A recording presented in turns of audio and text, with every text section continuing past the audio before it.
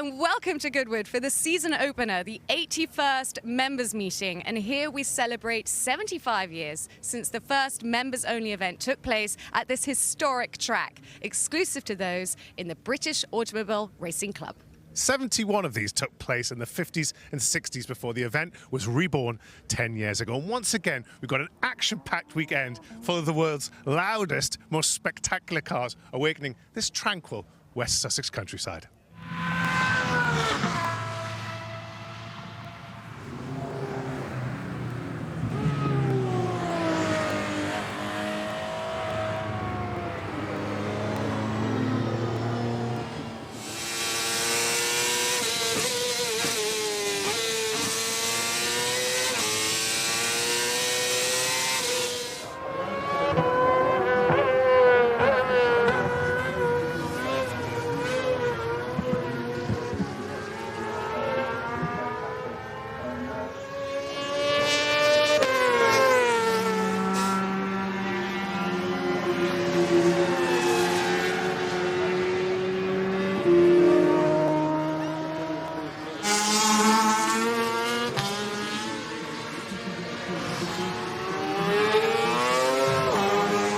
Excited about this than any of those?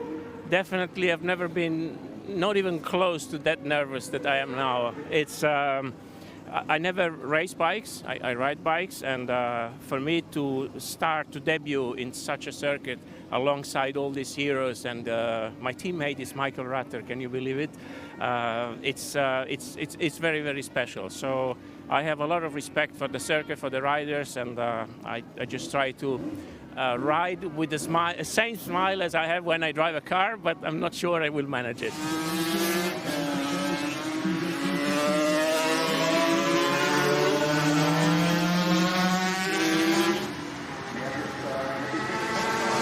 From Whitty's exhaust as he was following them then, I do hope it's all right. Yeah, these top two, so 27.6. Oh, look at this, into the chicane, my goodness. Would he do that in qualifying? Glenn English, he's laying down the gauntlet already as they cross the line, and there's going to be the checker flag as well.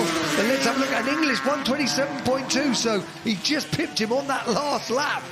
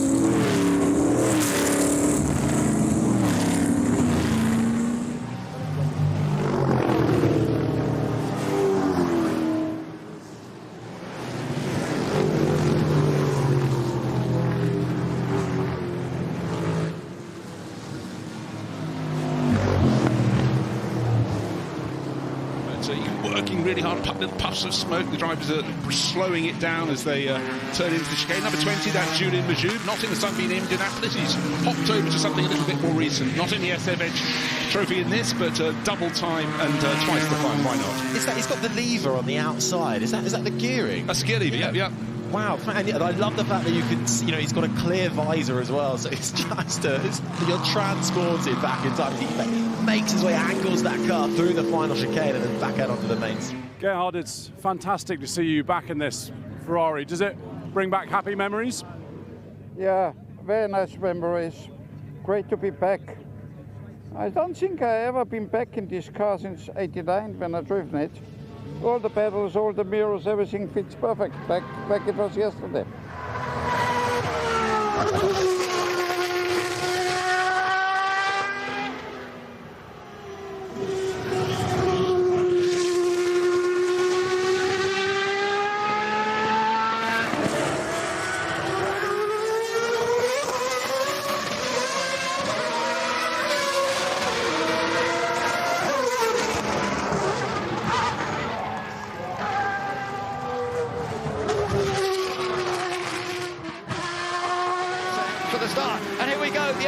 Members meeting underway. The Hailwood Trophy is starting well, and what a good start from Dan Jackson. He's snatched the lead immediately. Graham Higgler, number 51, has also gone well. Yeah, so the first 1, 2, 3, we got all our TZ350 little Yamahas. Higgler's having a look up the inside, can't quite do it. The leaders will have to watch that. It's coming up to a section that could be some yellows. Yes, there are some yellow yellows. flags here.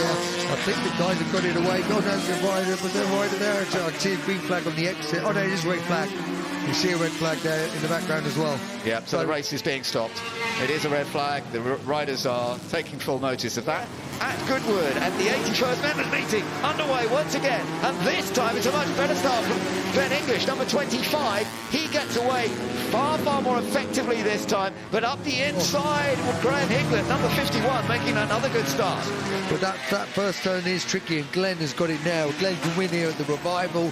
He can win on these. He's a great all-round rider. Down the inside, he's gone for the lead, and he's done it. So Phil Atkinson has taken the lead from Glenn English. Glenn will try and come back, though, but he's going to run out of time because we've got, what, half a lap, less than half a lap. Yeah, so as they come in, you see that big bump there. You've got to watch it as you come out here. They all come in three completely different lines there. As he got back in now, it's so tight here, and the slipstream is going to be critical as they come out of Levant onto this Levant straight. This second right, you've got to get a really nice drive. Beautifully done, all three, very neat. But it's Atkinson that's got the slipstream. So Phil Atkinson, he's got the slipstream. Can he find a way past? As Jackson also getting involved on the inside as well. Which way is it going to go in the Hailwood Trophy? All three fighting. Atkinson up the inside, number 1, but watch out. Yeah, back up the inside goes Glenn English. Beautiful. I knew he was going to try that. Can he hold on into the chicane? The final run through the right and left of the chicane, and Glenn's holding on to it. Yes, Glenn English is going to take them. No, he's slowed down. Suddenly, problem crossed the line. I don't know what happened. Atkinson takes the victory.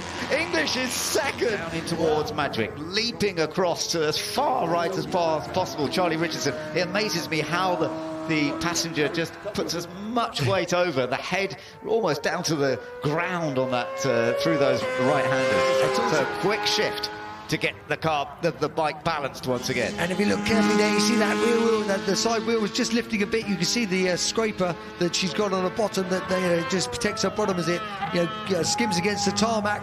And again, really important coming out of here. Get that drive down, get tucked in, keep that wheel pressed in. Engines are fired up and the race is underway, and again, as ever, look how slow Mark Walker is away, and he gets passed by Duncan Pittaway. Immediately you're on board with that slow getaway machine of Mark Walker, but actually hasn't lost too many places. No, going into the first corner, double apex at Madwick. He's already picked off 1 or 2 on the inside, but a brilliant start from the inside, the pole position. Audrain Motorsport getting away, but in the background, the top 5th, 6th, in about 8th place actually, Mark Walker. Lost a couple of positions going into Madwick. So the gap between race leader Audrain Motorsport and Ben Collins, going so well in the number 7 Mercedes, is 4 seconds. And just looking to see what the deficit is to Mark Walker. He is 10.3 seconds Look at this, down the he's race going leader. around the outside of Duncan Pittaway in the Fiat, and a little point but he's through. So Duncan Pittaway's lost a place, but the Fiat running well. A bit smoky through under Huey Walker, but you're back on board with Mark Walker, who's been given away. It's the battle for third place, and no resistance at all from the crit racer. That's Neil Goff on board, the dark red racer. He said, come on through, you know, I'm going to see what I can do about staying with you, but he knows in his heart of hearts the answer is he will not be able to stick with the Darrett 200 HP. Position being attacked by Mark Walker, and the driver who was passed down the Laban straight last time in Hudson Super 6 was James Collins. So that's cleared up. I can still tell you Julian Majoub is leading this race by 6 seconds. And no resistance. 1, 2, nothing that Ben Collins could do. Second place has become third, and likewise Neil Goff, third place has become fourth, because they knew that Mark Walker would be a man in mission. They knew that he'd make a poor start. We didn't expect him to fall down outside the top 10, but he's been fighting back ever since that charge down to Madgewood. And it is passed just before the chicane, so Julian Majoub will be thinking, thank my lucky stars, surely I can't be attacked by Mark Walker. It was great to see that kept out the way. That was the Monarch. He's looking in the mirror. You can see he knows how rapidly Mark comes up this last bit, but this time he can celebrate, having missed out so fractionally last year in both races when he was passed by Mark on the final lap. This time he has held out. The race is underway, and it's a good start from Timo Bernhard. Excellent getaway. I think he's managed to just about make the start. Not such a brilliant start from Rick Wood in the Capri, but it was a pretty impressive start from James Thorpe in the Chevy Camaro, because started down in 6th place, got up into 2nd position. Fantastic. Yeah, excellent. Great for them all to avoid. We've got them all heading down now into Fordwater, then into St Mary's. Really changing at the front, but Cottingham is closing down on Thorpe. So 3/10 it was across the line. The gap may have opened up a little bit this lap, but that V8 Chevrolet of Cottingham is really trying to chase down the P2 car at the moment. Yeah, and there's that side-by-side battle once again. This is great to see, no doubt about it. James Cottingham just at the moment managing to hold on to that position. James Thorpe right behind and trying to squeeze past, but yeah, that has been a swap around, so we shall see how this goes. Cottingham into 2nd place now, having been in 3rd, so Cottingham's got that 2nd, Thorpe down to 3rd. You've got in this race, and it's being shared by James Sadler and Nicholas Padmore, and it's going around the outside. Nick Padmore has made the move. Lovely move there. Yeah, and the Ford Escort, I thought that was it. I thought it was going to go round. Now the Mini is going to try and slide up the inside, heading up the straight into Levant corner. Be brave to go around the outside there, but he's giving it a go. Does he make it stick? Yes, great move by the number 60. Safety car is out apparently. Pit window still open. Now this could really benefit whoever stops now. This could make a complete change to the outcome of this race. We have just over 15 minutes to go, and sure enough, well, actually it's saying pit lane's still closed at the moment, interestingly, so they still can't come in. But we shall see how this all works out. There's some big battles going on further back from cars that definitely have stopped. And in the middle there, number 17, that is a key vehicle, because that is definitely in a good position. Freddie Shepherd, who's setting the fastest time in qualifying, now getting through some of these cars. That BMW has not yet stopped. The number 25 BMW, which is well up on the order. Let's see, this is the overtake, so this is how Shedden did it. Let's have a look. What do you reckon? Oh, brave on the brakes, how he managed to save that. Beautiful stuff. High speed there through St Mary's, and good driving as well. And Freddie Shepherd is still holding on to that excellent 2nd position for now, but it is all looking very, very good indeed, even with a car off to the side there, as Ash Sutton comes over the line and takes the checker flag. Ash Sutton and Craig Davis take victory in the Gordon Spice Trophy here at Goodwood with a 2.6-second advantage over Freddie Shepherd and Timo Bernhard. We've got the battles further on, and Jake Hill still attacking, can't quite do it as he comes across the line, but he's had a great fun time. He ends up finishing in 8th position. The find there is a nice smile on Jake's face, as we can see from the onboard picture. And Gordon Shedden and James Young, they got Jack Young rather, they got the 3rd place in the end. Now, we know it's all about the House Shield this weekend as well, so let's get an update on the House scores and see how these teams are doing. Okay, we have got, Tor Bolton. That one, 9,009 points. But that has been such a fun, competitive side of the weekend, hasn't it? I've absolutely loved it. Great captains. obviously really reveling in that first time they're doing it. Bolton getting a good lead, but we're only halfway through. Lots more points on the table tomorrow. We'll see more tug of wars as well, so maybe Andy Priol can get his dignity back after being pulled to the ground quite quickly by Flash Gordon today. So yeah, absolutely sick. Looking forward to further competition in that tomorrow. Hello and welcome to day 2 of the Goodwood members meeting. Yesterday we were treated to some of the incredible sights and sounds that make this event so special. It was a feast for our eyes and ears, from the V8 engines of the Mustangs to the vintage power of the SFH Trophy and the incredible noise from these monstrous Can-Ams. And we're only just getting started. As the revs rise and we get ready to go racing, the Parnell Cup is underway. A poor start from Nigel Batchelor, who bogs down and gets absolutely swamped, but a good start from our pole sitter Will Nuttall. But John Muir is going to try and sweep round the outside. Can Muir and the other Cooper take the lead going into Madrick? I think he has done. Muir from second on the grid leads this race, but Nuttall slots in right behind. He's not going to give this one up. Looks to the inside as they now approach Ford Water. Can he get alongside? No, tucks in behind. Muir leads, but a poor start, Bruce, from Nigel Batchelor on the front row as well. Surely that should have been his lead, but John Muir is not letting him through. But now Will Nuttall's in front. But again, it's the point of where's the next corner coming, and with it all covered, John Muir goes back in front. What's happening in the rest of the race? I can watch these two race all day. There's a little bit of constriction there, and Muir's going to speed round the outside. Is he going to be able to do this on the final lap? Traffic holding back Will Nuttall. Muir gets onto the grass. The rear end sticks out. He manages to keep control. Will Nuttall, could he have lost it on the final lap? The checkered flag didn't come out. It will now be out and waving. Will Nuttall will take the flag and will take the win. But he nearly lost it at the end. Half a second between Will Nuttall and John Muir. The two Coopers fighting it out all race long. But in the end, it is 3 Parnell Cup wins for Will Nuttall. Derek Bell, pole position again. So many memories behind you and on this circuit as well. Well, yeah, just a few. The first of my life was here with the Lotus 7, and then I, had Formula 3 here and had lap records and won races. So, Goodwood's my home, and it's wonderful. Absolutely miraculous, really. Round the outside, sweeps round, he does. Keeps his foot planted to the floor. Delaroche in the 75, Alexis Ford back into the lead. We've got a car spinning out wide, that's the 83. Further back in the pack, finding the grass and into the shrubbery, along with a couple of other cars there as well. The 88, finding that was Richard Trott in the Brabham too. So a few cars off early doors. 20 minutes gone, already down to 19. Started down in 26, he's peeled off in his Brabham. Move though being done for second position as O'Brien cements the lead further back. It's Andrew Hibbard coming through on Delaroche. Hibbard in the Brabham making the move on the Alexis, so Delaroche down to third now. O'Brien in the tighter leads coming through and out of the final chicane. Then comes Andrew Hibbard in the Brabham, and then in third now Peter Delaroche in the Alexis.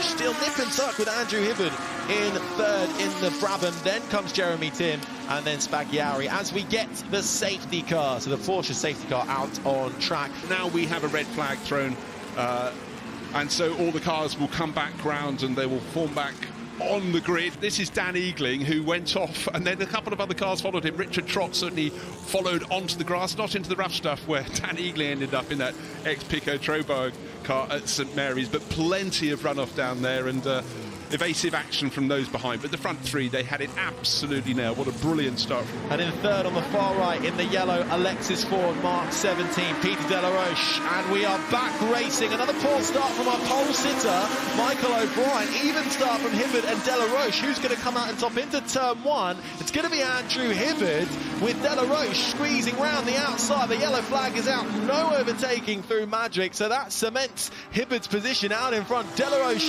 in second, but another poor start from Michael O'Brien. You can see there in the number 8 now trying to carve his way back through the field. And they've got the March of Andy Jarvis also scrapping at the sharp end of the field. This is a cracking race, and certainly Peter Delaroche doesn't mind hooking a wheel on the grass here and there. At the very point that Andrew Hibbard went through into second place last time, quick into Lavant doesn't mean quick out of the second part, and then you're going to struggle up the Lavant straight. But this time, It's the Alexis on the inside and forcing to go to the outside. O'Brien, he'll come through. He's not a race leader, he's a race winner now. That's the Derek Bell Cup. Who's going to come through in second place? It's going to be the Brabham, surely, of Andrew Hibbard. But we've seen drag races to the line. It's very close. 1 car length between him and the Alexis of Peter de la Roche. They will have enjoyed that. Glenn English on the left, Dan Jackson in the middle. And it's a good start from Glenn and Dan. Pretty even start, I thought, from both of those front row men. It's Dan Jackson who's got the initial lead. But watch out for Glenn English, number 25. He's so brave, particularly through this first corner Madgwick. Sometimes somebody hand up, bit of a problem. And in fact, it's Phil Atkinson. So there I am saying it was going to be Glenn. Phil Atkinson, who won yesterday, surges through. Yeah, oh no. That is bad news. Andy Hornby. That's Andy Hornby. Obviously, he's won it the last couple of years here and going so well. Was fourth on the grid, and he's had a problem which is very unlike that. Have a little look. There's a big bump on the left. Is he going to lose the front? Oh, he just seems to run out of road. He's got in a little bit too hot, and luckily the grass is dry. He does very well though. It's very easy to make a mistake, panic there, and he does incredibly well. Gets it back on, and where's he rejoined? I think he's in third still. Actually, I think he's up there. Yeah, a really good. We have the red flag. Unfortunately, we've got a red flag here. Yeah, they're coming back in. Here they go then. And you just saw Graham Higlett coming in, number 51, in that fantastic battle that he's having with Michael Russell for the Barry Sheene part of the trophy. And we'll just have to see how that goes once the race resumes. As I say, there's due to be 3 laps to go. Whether they'll make it all 3, we'll have to wait and see. There's originally a 7-lap race. That's how it runs with these 2-part races, and then it's all added together to work out who our outright winners are for the weekend. We've just heard this moment that the race will not be restarted. So that is the result now that we have after 4 laps. We now know that Phil Atkinson took 2 victories. So Phil Atkinson has won. Phil Atkinson has won the Hailwood Trophy. Very good lap, there's no doubt about it. The lap that he did yesterday, 122.4, was over a second faster than anybody else. He is very much a front-runner champion in the British Championship in 2018. Together they won it in 2020. Ryan Charwood joining him a little bit later on. There was a bit of wheel spin going on there, wasn't there? Yeah, they're going to watch you here. We saw a few guys just clip the barrier, a little bit of a wheel lift, and let's have a look as they come to the line. What's it going to be? Is he going to beat his 22.4? Across the line he goes. He's 121.9. Yeah, that's fantastic. So that's the first we've seen into the 121s. And listen to it, just spin a bit there, maybe cost him a fraction of time. That was great, though. I thought he might even run a bit too wide there, and shoot right, moving so quickly to get into the right place. It's going to be a good one, this. How quick is it? Let's have a look. 121.6. They go faster. We're about to go racing for the Surtees Trophy, and the flag flies, and we are racing. A great start, a brilliant start from third place man Andrew Cacaldi in the chevron, away and well. So good a start he got heading into Madrid with a gap in front of him. It looks like to me that 1.7 gap is starting to close. Is this where it starts to make up time? Spears now up into second spot, so he is picking them off one by one after his tough start from pole position. We're looking at the 2016 European Le Mans champion Alex Brundle in the number 1 Ford GT40, just in front of Ben Mitchell in the chevron, the all-white chevron, chasing down the black number 1 GT40. Brundle, you can see there, having a quick look to his left-hand mirror to see where that car is. And so Cacaldi leads, but that gap is coming down. It is coming down. However, timing screens, I know the move's just taken place. 10-second penalty for Andrew Cacaldi for a false start. So we'll have another look. I mean, he's lost the lead now. A move has taken place by Spears is through, but that's going to drop him way down the order. Currently, that would drop him all the way outside the top 10. And he is absolutely wringing the neck of that Ford GT40. It's the number 1 car that contains Brundle. Lock up from Cacaldi down the inside in the chevron on Brundle. Brundle's rear end sticks out. He controls it nicely, but Brundle down a position, down to 4th. Cacaldi coming back.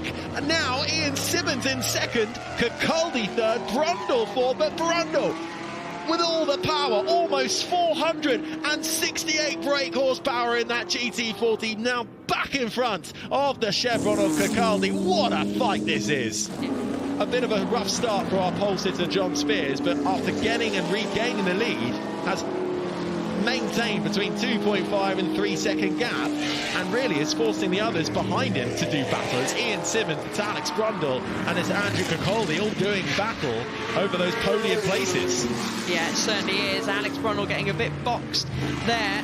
And Simmons now has dropped down, so looks like maybe he's had a collision at some point or got stuck behind a back marker. We'll have to see if we can have a look. It says outlap on our timing screen, but he's certainly not gone in the pits. So Brundle now promoted up to P2. So let's have a little bit of a look as if... it was navigating the traffic, that's what it was. So as Brundle was navigating the traffic, Sinclair got caught, Simmons got caught with Alex Brundle, whilst having a little bit of a battle as well, getting through the traffic.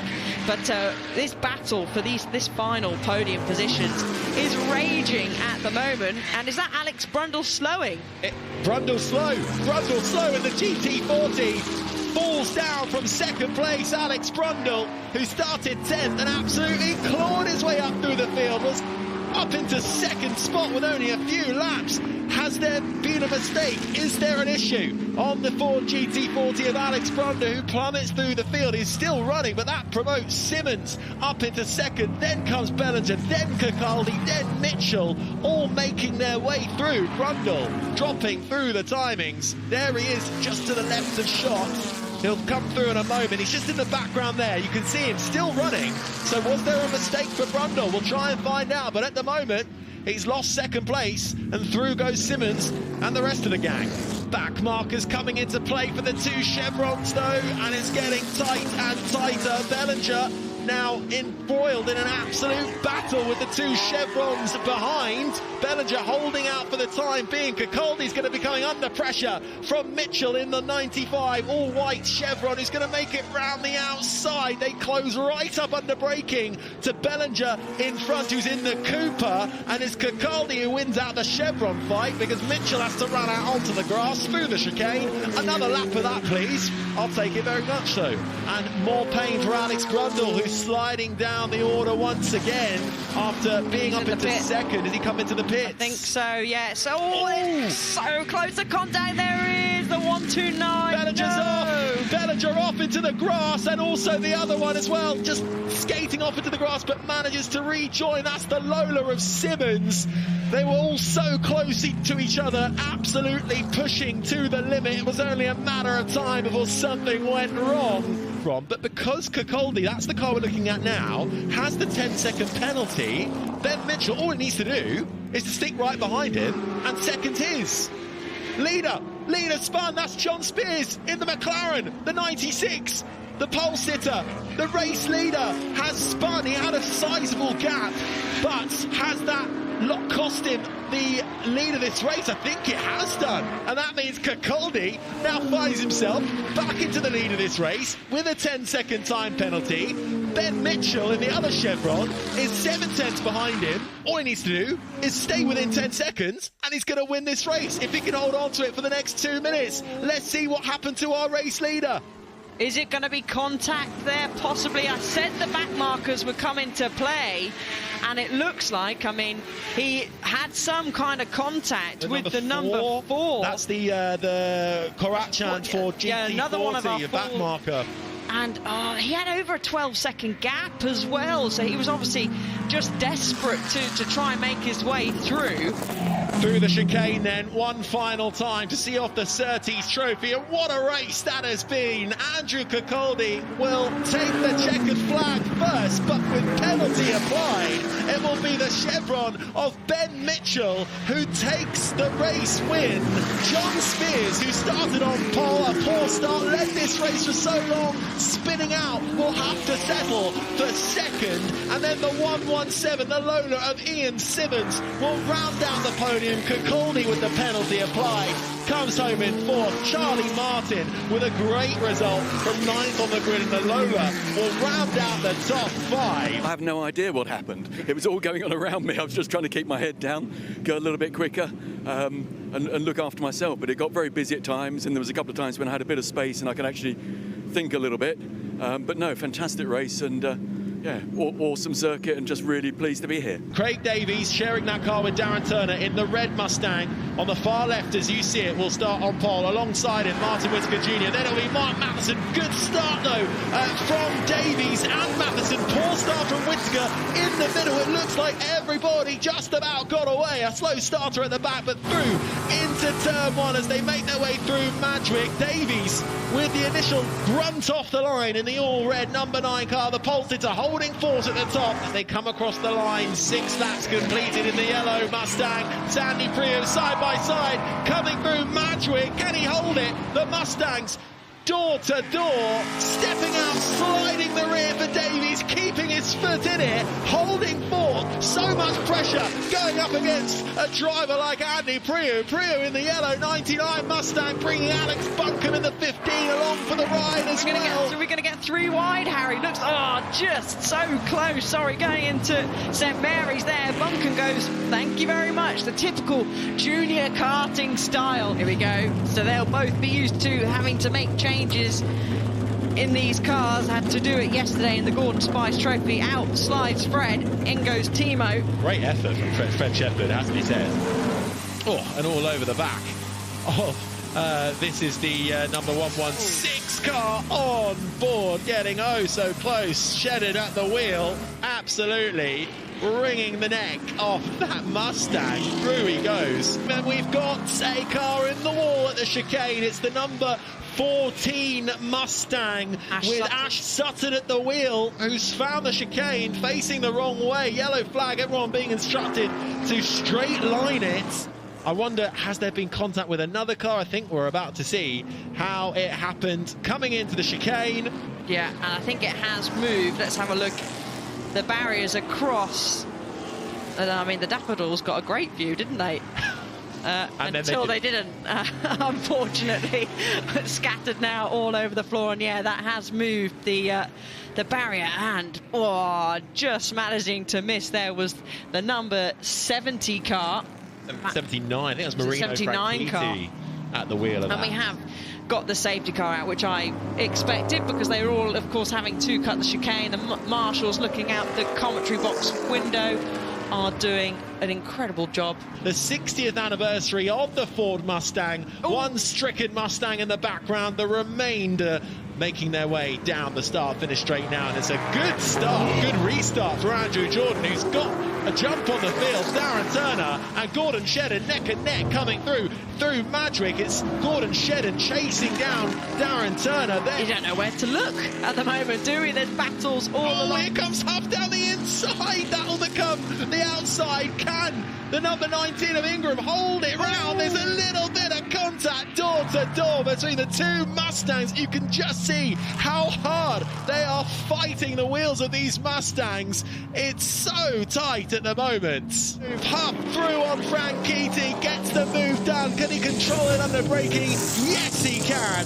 But Franchitti won't give this one up without a fight, but he has to settle behind as it's one by one through the chicane. Out of the chicane, the rear end steps out. You can see the fist out of the window. The winner of the Ken Miles Cup, it's Andrew Jordan. The SFH Trophy is underway for the second time here at the Goodwood Members Meeting as ever. It's a slow getaway for Mark Walker, but it doesn't mean the race is over. We've got a car stopped, unfortunately. It didn't get away at all. And actually, it's a really good start by Neil Goff.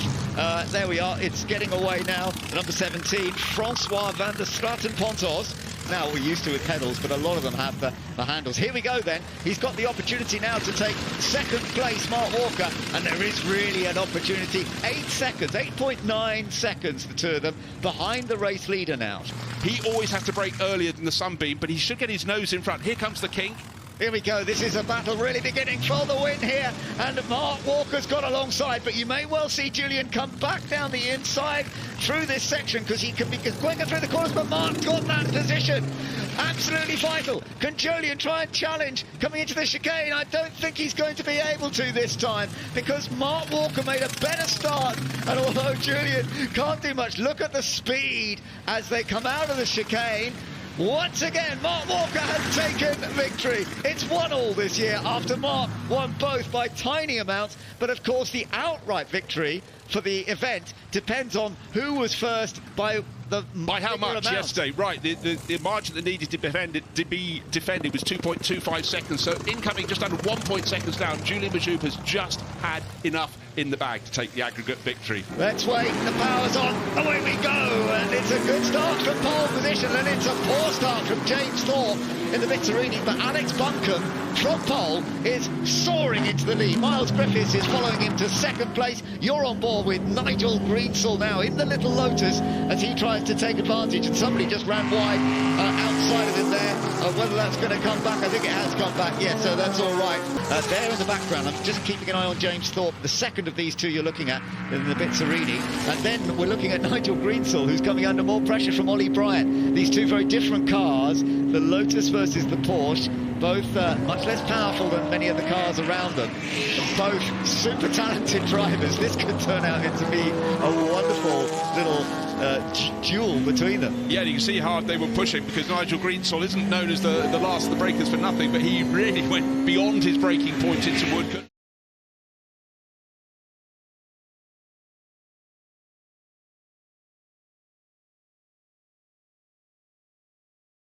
Now, change of lead. We've just seen a mistake from Alex Buncombe, and this is what happened. Miles Griffiths nipped through. Miles Griffiths has just got through. We've got the spin as well for the number 78 E-Type. Whoa, round and round. Well, has someone dropped some liquid? That was William Paul going from him. Now, was this because of bank markers and just a misread from our race leader, Alex Buncombe? Did he have to adjust his line? He recovered remarkably well. He's still in second place, but certainly that means Murray Shepherd will be a little bit closer in third. But now, unfortunately for him, he's stuck behind that wonderful four-car battle between the Corvette Stingrays and the Mustangs. He's picking his way through that. He's still got one of the Corvettes to put behind him, but one little slip up and suddenly a lead of what? It was a second. He's had a 3.5 second swing. Actually, could have been a whole lot more than that, but he's lost the lead. Well, that is amazing. Oh, that was all a bit close as well, but that really has helped Miles Griffiths. He's now leading the race by quite a decent margin. When you look across a driver's CV, lots of drivers win races, but very few win championships, and even fewer win multiple championships. So Nigel Greensall certainly has had an illustrious career thus far. Yeah, and over 100 lap records in his career as well. Not that they all still hold, of course, but he's taken... Look at this, he's got alongside. He's got alongside Ollie Bryant, giving Ollie a little wave, but I'm not sure he will still be in front. Let's see. Yeah, and he's got position at the moment.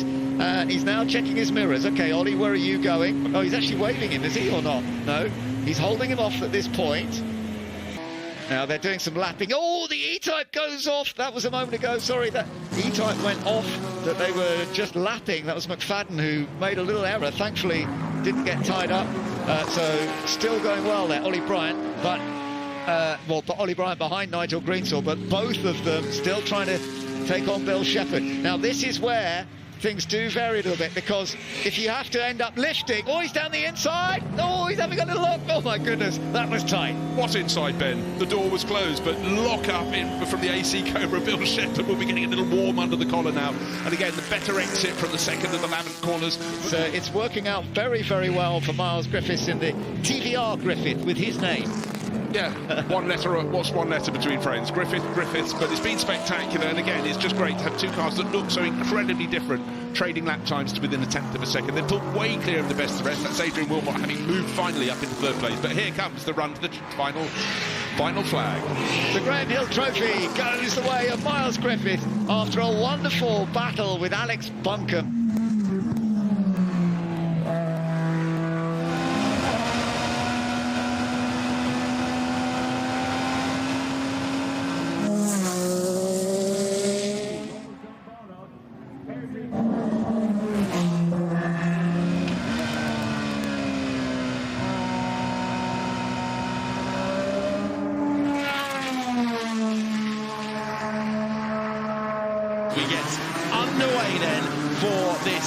Race getting going. Julian Majoub making his way down into turn one. Can he hold on to the lead? Yes, he can, but it's a decent start for the 51 Timothy Dutton round the outside. Can he hold on to it? Getting a little bit of a wiggle on the rear. Has to slot back in behind. Matt Walton in the Bugatti Type 51 has had a great start as well. But on this lap, on lap 3, Tim Dutton is just falling away a little bit in that fantastic red and black livery Type 51. And an issue, and having to use the crankshaft to get it going again. Which one is that? It's the 46 car, so that is further back in the pack and dropping all the way down now. That is Bewley at the wheel of that in the Bugatti Type 35A. Philip Bewley really getting out and trying to get it started again. Are we about to see what happens? Well, spin out of the chicane, rotates one way, sees the grandstands, and then gets to see the grandstands looking the other way across the track. But unfortunately, almost a zero-speed spin at the end. Beautiful slow-mo there, but then to stall it, have to hop out of the car, don't have any belts to undo. We have a safety car being brought out onto the track because of that spun Philip Bewley card. So we can look at this either way. This obviously completely closes the gap up. So that 6-second gap that Pitway had is gone, as we've got a wheel off for the number 3, and that's Charlie Martin. And the Bugatti Type 35B was up into the top 5. Martin, a prolific historic racer, having to pull to the side, one tyre down. Oh, there's the wheel and the drive shaft as well. The Grover Williams Trophy for 1920 Grand Prix cars, celebrating the 90th anniversary of the Bugatti Type 35. Julien Majoub is the first lead blue car. The Alfa Romeo of Christopher Mann is a lap down and gets out the way very nicely to allow the traffic through. And we are back underway and racing. Julien Majoub leads the way. Right, second place. Is it Pitaway or Dutton? The answer is it is Pitaway. There's been a move for second. Big move for second, because he's not only caught him, he's, remember, 1.2 seconds now. He's now 1.3 seconds up. So he caught, he passed, and he's pulling away. So Duncan Pitaway started second, fell to fourth, back to second place. But I don't think in 6.5 minutes he's going to claw back 10 seconds off our race leader. Coming down through Ford Water, Duncan Pitaway, perhaps getting a tiny little bit of a toe along there, is getting closer, now going down the inside, and looks by Ford Water. He's got through. Now, what's next on the lap? Of course, St Mary's so tricky, particularly the turning in. Duncan Pitaway was magnificent there, but this race belongs to Julien Majoub. It certainly does. It's looking still close for 4th and 5th at the moment, and the Bugatti of Phil Clayton just knocking down the Alfa Romeo out of the top 10 for the time being. But out of the final corner, it's been a superb drive for Julien Majoub in the Bugatti Type 35B. And he's working the throttle on the hand, as you would on a motorbike, but he's using his feet for both the gears and the brakes. Yes, he's indeed. He's coming in. I think he's at least... it's good. Really quite hot there, but I think he's about 1.5 seconds up on the Christian Christie. So we'll have a little look as he comes in, tucks in, as the 3-time champion crosses the line. Let's have a look at the time. 1:21.616. Now that is fractionally the fastest we've seen all weekend by 0.03 of a second. And as they come down, she's tucked in. She's going to look. She's on the upper handhold, and in a second she's going to swap, reach right down to that lower handhold, leg right up in the air. Can he get this right? Let's have a look. This is such a critical part. They were very quick here earlier, and it's looking good again, isn't it? It is looking good. They got it.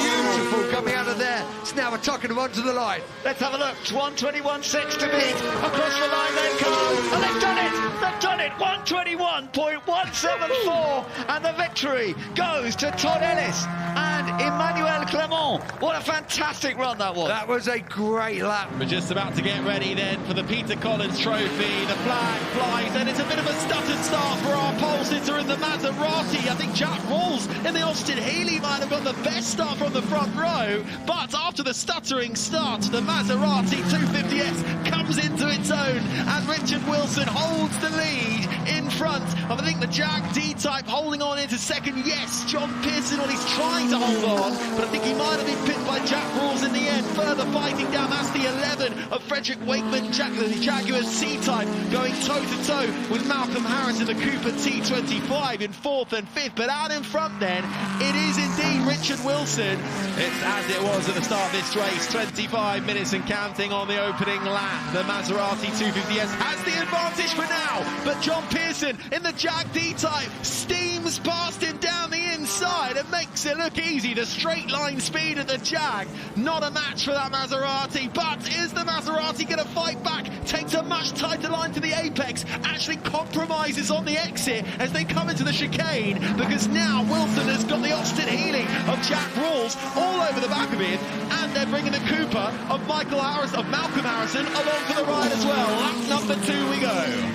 the Jaguar D-Type of John Pearson, and managed to get a better exit out of the corner, better straight line speed.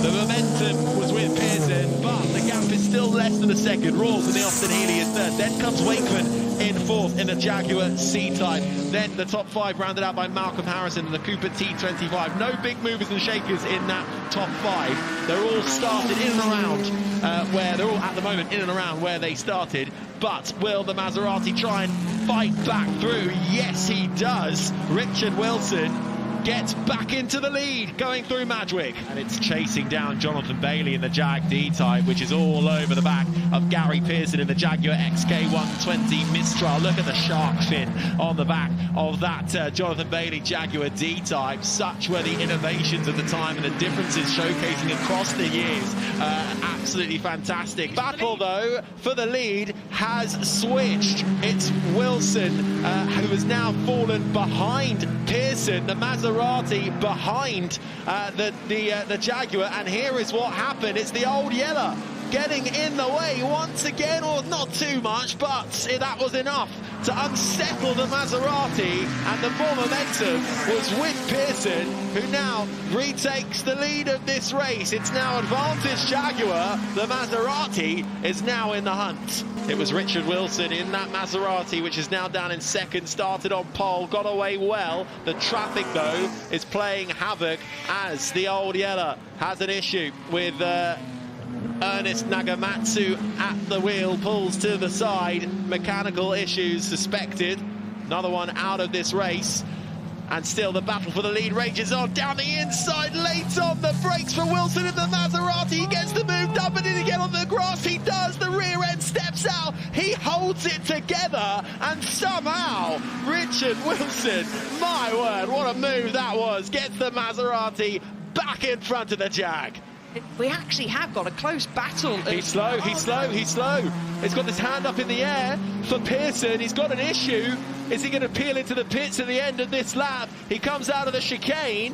What's gone wrong for the Jaguar D-Type as he comes into the pits? The battle for the lead is over for John Pearson. Great battle with John Pearson. Unfortunately, Pearson had to peel into the pits, and that led the way for Richard Wilson, who will come across the line and take the checkered flag to win the Peter Collins Trophy. The Maserati is victorious.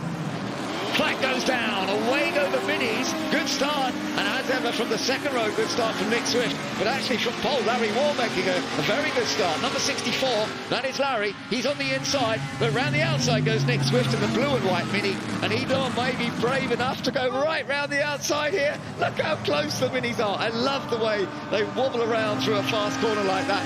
And it is Nick who's taken the lead. It is, and look, they're almost blocking the faster, more powerful engines behind. And I said it to you, Ben, off air, that we were so excited, weren't we, to see these Minis lining up on the front. It's getting ever so close, though, further on behind. Yeah, absolutely good. The Camaros are already forcing their way through. I think that James Thorpe is one of those. Jack Tetley certainly has made a good start, but I think James Thorpe's made an even better one. So Nick Swift is in the advance. Oh, there's a contact between the Mini and a Rover, and that's our poleman, Larry Wall. They make into contact again. My goodness, I'm amazed they didn't get collected and T-boned by a bunch more cars there. That's unfortunate on this opening lap. Nick Swift is still leading just as they were going into St Mary's, the other Chevy. That was a good move, but he just had the space to get past the Rover. So that was where James Thorpe went through. Yeah, and now we're going to see here, he evades the scene, goes round the outside, and we do, Ben, unfortunately, whilst we're watching this replay, looking out the commentary box window, looks like that we do have a red flag. Just waiting. The Gordon Spice sprint is underway, so it is Rupert Death away initially. Nick Swift once again trying to make a really good start in his blue and white Mini. The Mazda starting from the back, but already that's a great start by Jack Tetley this time. Jack Tetley from what was the third row, but with sort of cars missing. He had a bit more clearance in front of him, and Jack has already, there you are, you're riding on board with Jack now. You're looking back, he's got the lead of this race. And that intimidating image of having a Ford Mustang all over the rear of your car, especially when Fred Shepherd is behind it, and it is the front is just having a little bit of a lock-up there into Levant corner, and that's going to give the opportunity to Fred Shepherd to go down the inside and take the lead. Fred Shepherd's now leading the Gordon Spice sprint. He started back on the 7th row of the grid, but with 6.5 minutes to go, he has now taken the lead. Yeah, the Chevy slides on past, but that's now Ford on the back. Craig Davis in the Mustang, and running ever so slightly wide is Tetley. He is wringing the neck, absolutely, but it's not enough at the moment. Then further back there, we have Young, who's storming up behind in the Chevrolet Camaro, getting ever so close to the back of Tetley's car. Fred, he has driven an exceptional race. Knows this car inside out, knows Goodwood inside out, and he has done a perfect race. It's been a short race, 12 minutes from where he started on the 7th row, but he's done an excellent job.